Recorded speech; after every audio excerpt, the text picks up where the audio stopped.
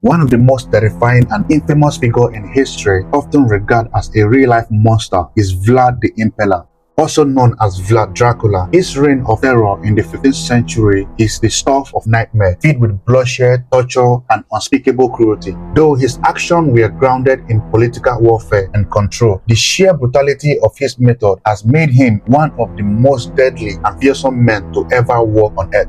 The origin of Vlad the Impaler.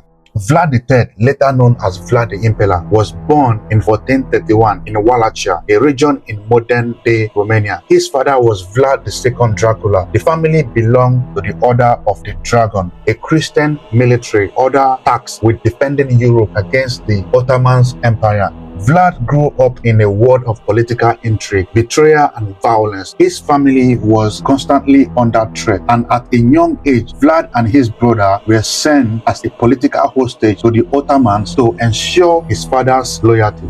This early experience of him being held captive in enemy territory is said to have shaped Vlad's merciless character. During his time with the Ottomans, he witnessed horrific acts of cruelty and learned the art of psychological warfare. When he eventually returned to Wallachia and took the throne, he became infamous for using extreme violence to maintain his power and punish his enemy. The Reign of Terror. Vlad Dracula's reign as the Voivode of Wallachia began in 1456. Immediately upon seizing power, he embarked in a campaign of terror and brutality that would earn him the nickname Vlad the Impaler. His preferred method of execution, impalement, was as horrific as it sounds. Vlad would order his enemy, criminal, or anyone who defied him to be impaled in a large wooden stake, often leaving them to die slow, agonizing death that could last for days. Impalement involved driving a sharpened stake through the body, typically through the lower torso, and hoisting the victim upright. The stake would slowly slide through the body, avoiding vital organs or prolonged suffering. The victims would be left in public space as a warning to others. Their body often arranged in a grotesque display. Sometimes entire field would be filled with thousands of impaled victims, creating a forest of corpses.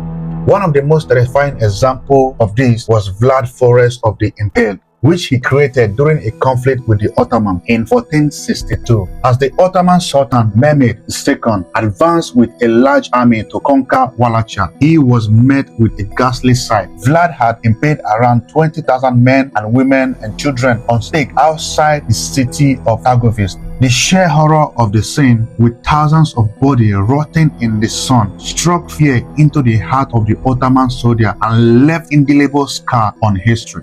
The bloodthirsty tactic of Vlad Dracula. Vlad's reign was defined by not just impalement but a wide variety of brutal methods of punishment. He ruled with iron fist, and his goal was absolute control through fear. No one was safe from his wrath. Criminal, political rival, and even foreign envoys who insulted him or broke his strict moral code met gruesome ends.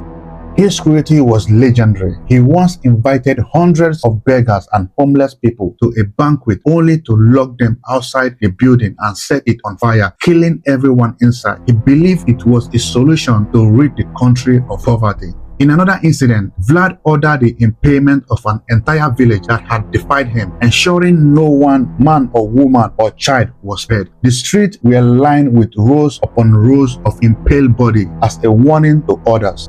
Vlad's taste for violence extended to his personal feud. He was known to impale the family of those who opposed him, often making fathers watch their sons die or vice versa before impaling them as well. He even dealt with foreign diplomats in the same cruel manner. When Ottoman envoy refused to remove their turbans in his presence, a sign of respect, Vlad ordered their turbans to be nailed to their head. Vlad's reign of terror marked by bloodshed at every turn, but what made him so terrifying wasn't just the violence, it was the cold, calculated manner in which he used it. For Vlad, torture wasn't just a punishment, it was a tool of control. The dark legacy, inspiration for Dracula. Vlad's reputation for cruelty and bloodlust eventually spread far beyond Wallachia. He became a figure of legend in Europe, with his act of brutality becoming the subject of folktales, rumors, and horror stories. While many viewed him as a hero for defending his land against the Ottoman Empire, others saw him as a ruthless tyrant.